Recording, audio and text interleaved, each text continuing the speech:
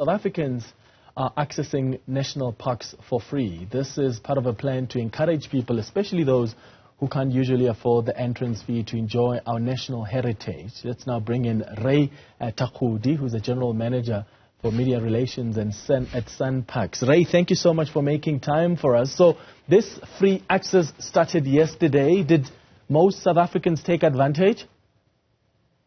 Good afternoon, Clement, and good afternoon to your viewers as well. Certainly, yes. It has started yesterday, and we have seen quite a number of people really making their time to spend at our national parks across the country, and we're quite excited about that. Mm-hmm. So the SA National Parks Week runs until the 24th of September. How many people are you hoping to attract who would ordinarily not be able to afford visiting the parks? Last year only, we've attracted about 75,000 people, and we hope to, surpass that particular figure this year. And since inception in 2006, we've seen about 690,000 people really taking advantage of the Focus Week on National Parks during this Tourism Month and Heritage Month. We have also noted that there's some challenges in some other areas, particularly in the Southern Cape, where the weather patterns are not really favorable. And we continue to actually warn our visitors to really take care, be cautious, and plan their trips accordingly. And they should actually check the weather patterns with the South African Weather Services. But over and above, many other national parks, from Kruger National Park, Mapungubwe National Park up north, as well as other national parks in the Free State, in the other parts of the Eastern Cape and Northern Capes, are open for business, and we are really looking forward to receive many of our visitors into those national parks. All right. So to qualify for free entry, what do South Africans need to present when they come through? I'm glad you're asking that question, Clement, because this campaign is really for South Africans. They need to produce their identity documents if they are in the age that requires them to have an ID document.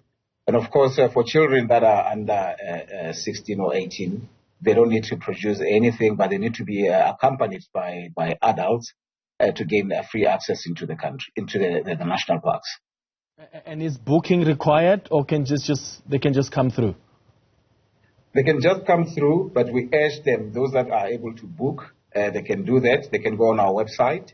They can also call our central reservation on Pretoria, 012-428-9111. We urge them to really come very early, because we are going to be applying a quota system. As you know that we manage protected areas that are quite sensitive, so we'll have to limit numbers at some stage.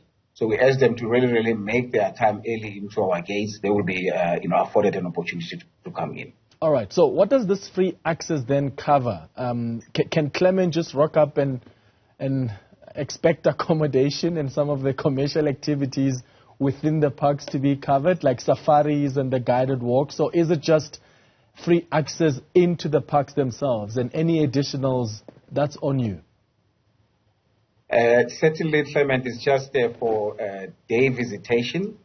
Commercial activities such as accommodation, open safari vehicles, and other activities, people will still need to pay for them.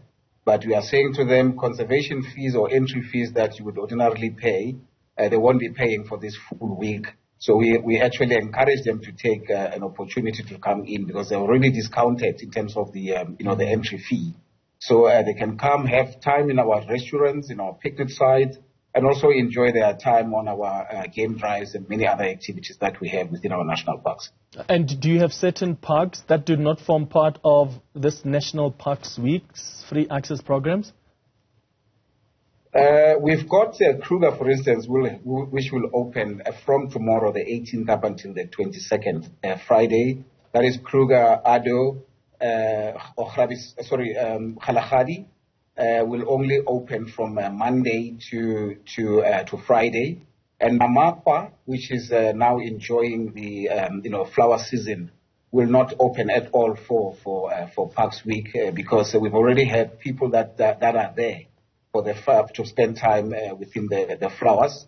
Of course, we also have a boulders section of the Table Mountain National Park, which will not form part of National Parks Week. The reason being, we've got the penguins there, and they're quite sensitive, so we didn't allow to put those animals in any distress. So we're not allowing any free access there because we know that people will go there in huge numbers. So those are the only national parks. We've got 21 national parks.